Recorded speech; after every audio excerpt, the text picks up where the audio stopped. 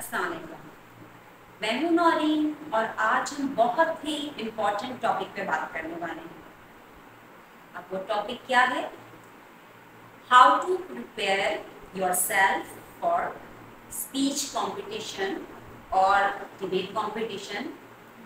अब ये आप अपने लिए भी तैयारी करना चाहते हैं या आप एक टीचर हैं और आप बच्चों को स्पीच की प्रैक्टिस करवाना चाहते हैं, या आप एक पेरेंट्स हैं, पेरेंट्स में मदर हैं या फादर हैं, आप प्रिपेयर करना चाहते हैं अपने बच्चे को स्पीच के लिए, तो उसके लिए आपको कौन सी टिप्स फॉलो करनी चाहिए? ठीक है, सबसे पहली जो इम्पोर्टेंट बात है वो ये है कि आपका कॉन्फिडेंस लेवल क्या है। ठीक है, अब आप पहले भी बोल चुके हैं स्पीच में, कभी आप फर्स्ट टाइम बोल रहे हैं, आपको कितनी बार एक्सपीरियंस हुआ है ये, तो कुछ अगर आप बिल्कुल कभी आपको ऐसा मौका नहीं मिला है, चांस नहीं मिला है, तो फिर आपको बहुत प्रैक्टिस करने की ज़रूरत है, वर्क करने की ज़रूरत है। अब इसके लिए मेन टिप क्या है? मेन टिप ये है कि आपने अपने आप पे पहले तो कॉन्फिडेंस रखना है, बिलीव रखना है। ठीक है, जब भी आप स्पीच करते हैं, जब आप स्टेज पे जाते हैं, तो आपको आई कांटेक्ट बिल्कुल रखना है। चाहे आप अंदर से थोड़े से नर्वस होते हैं, लेकिन आपने इसको ज़्यादा अपने जहन पे सवार नहीं करना है। तो आपने अपनी ऑडियंस के सामने स्माइल करना है, स्माइलिंग फेस के साथ आप जाएंगे, उनको ग्रीट करेंगे और आज का टॉपिक बताएंगे। और इसके अलावा आपकी इम्पॉर्टेंट है उसमें बहुत ही कि आपकी वॉइस कैसी है। जब आप बात कर रहे हैं, जब आप स्पीच कर रहे हैं, स्टार्ट हो चुकी है आपकी स्पीच, तो आपकी वॉइस के अप्स एंड डाउन्स का आपको ख्याल रखना है। जैसे कहीं पे आपको हाई पिच पे बोलना पड़ता है, थोड़ा सा आपको जोश में बोलना पड़ता है, डिपेंड्स ऑन योर टॉपिक। ठीक है, तो आ जाती है बात आपके बॉडी लैंग्वेज पर। आपकी बॉडी लैंग्वेज, आपने समटाइम्स ये होता है कि माइक होता है सामने आपके, समटाइम्स आपको होल्ड करना पड़ता है, तो माइक की भी प्रैक्टिस बहुत ज़रूरी है। अब आप आई कांटेक्ट के साथ बात करेंगे और आप जो आपका टॉपिक है उसमें आपने अपना इंट्रो देने के बाद अपने टॉपिक पे आपने बात शुरू करी, एग्जाम्पल्स के साथ बात करें। आपका बॉडी लैंग्वेज के साथ आपका बॉडी गेस्चर भी शो होना चाहिए कि किस तरीके से प्रॉपर आप एक्शंस के साथ बात कर रहे हैं। आप ज़्यादा नर्वस नहीं लगने चाहिए और आप बिल्कुल रिलेट करें ऑडियंस के साथ, इस तरीके से रिलेट करें कि वो आपकी बात ध्यान से सुन सकें। इस तरीके से कॉन्फिडेंटली आई टू आई बात करें आप। और अगर आपकी उर्दू जैसे आपने स्पीच करनी है, इंग्लिश में हो या उर्दू में हो, आपको इस बात का ख्याल रखना है कि आपकी प्रोनाउंसिएशन कैसी है, आपको किस साइड पर जाके किस तरीके से बात करनी है। अगर आपने उर्दू में बात कर रहे हैं, आप उर्दू में स्पीच दे रहे हैं या डिबेट कर रहे हैं, तो आपको उर्दू के लफ्ज़ों की अदायगी भी आनी चाहिए। ठीक है, ये भी बहुत ज़रूरी है।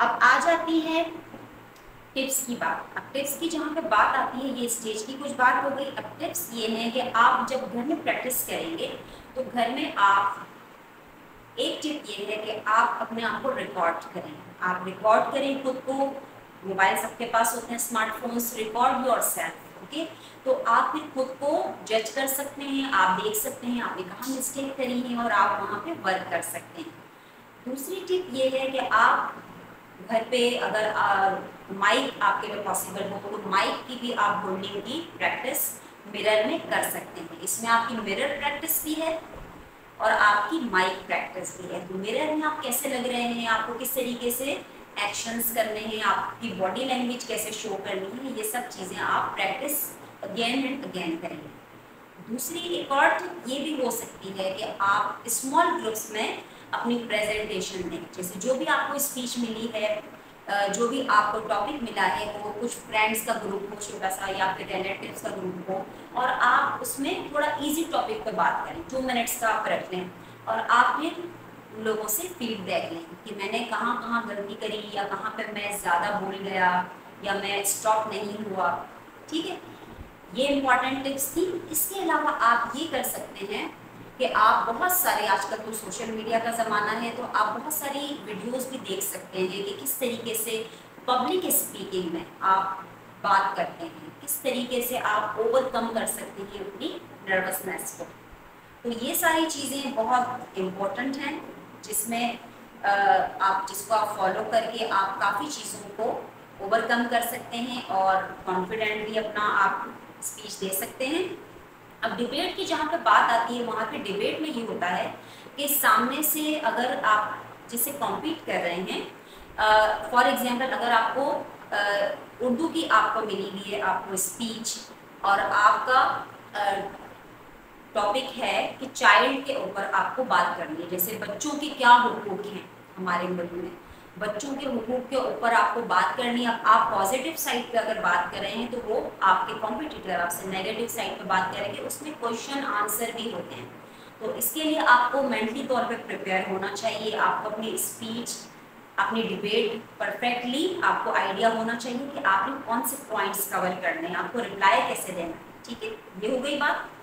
अब अगर इंग्लिश की आपको मैं मिसाल दूँ तो इंग्लिश में भी आप, अगर आपका टॉपिक है फॉर एग्जांपल कि अगर आप एक दिन के लिए प्राइम मिनिस्टर बन जाएं अपनी कंट्री के लिए, तो आप अपनी कंट्री में क्या क्या चेंजेस लाएंगे, इस पे स्पीच भी हो सकती है। तो इसमें आपको ये बिल्कुल ख्याल रखना पड़ेगा कि अपने जोश और जज्बे के साथ आप बात करें कि टॉपिक ऐसा है आपका कि आप जो ज़ाहिर सी बात है कि जो चीज़ें हैं, जो फ्लॉज हैं, जो प्रॉब्लम्स हैं, उसके ऊपर बात करेंगे तो आपके चेहरे से इमोशंस नज़र आने चाहिए, वो ऑथेंटिक लगने चाहिए और रियल लगने चाहिए। जितना आप रियल होंगे उतना ही ऑडियंस आपसे रिलेट करेंगे, है ना।